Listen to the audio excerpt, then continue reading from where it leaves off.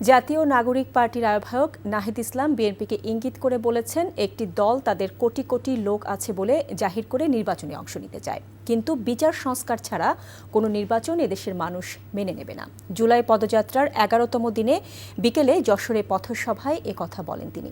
সভায় দলের অন্য নেতারাও বক্তব্য রাখেন। যশোর থেকে সাইফুল ইসলাম সজলের পাঠানো রিপোর্ট। দলের আগামীর আন্দোলন দুর্নীতি ও চাঁদাবাজির বিরুদ্ধে হবে জানিয়ে জাতীয় নাগরিক পার্টির আহ্বায়ক নাহিদ ইসলাম বিএনপিকে ইঙ্গিত করে বলেছেন, একটি দল তাদের কোটি কোটি লোক আছে বলে জাহির করে, কিন্তু বিচার সংস্কার ছাড়া কোনো নির্বাচন এদেশের মানুষ মেনে নেবে না।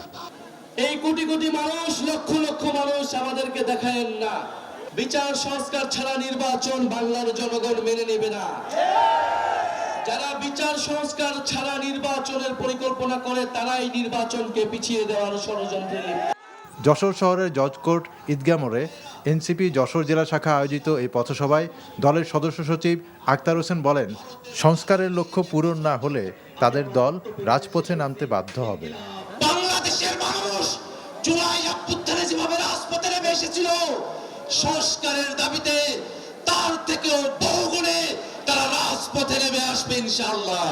দলের উত্তরের মুখ্য সংগঠক সার্জিজ আলমের সঞ্চালনায় পথসভায় অন্যান্যের মধ্যে বক্তব্য রাখেন হাসনাত আব্দুল্লাহ সহ স্থানীয় নেতৃবৃন্দ।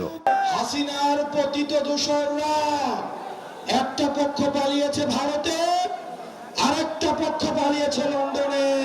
যদি গুসা করেন তাহলে ধরে নিব আপনারাই সংস্কারে বাধা দিচ্ছেন।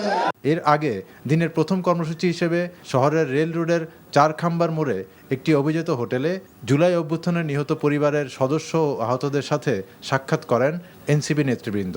পথসভা শেষে খুলনার উদ্দেশ্যে রওনা হয় জুলাই পদযাত্রা।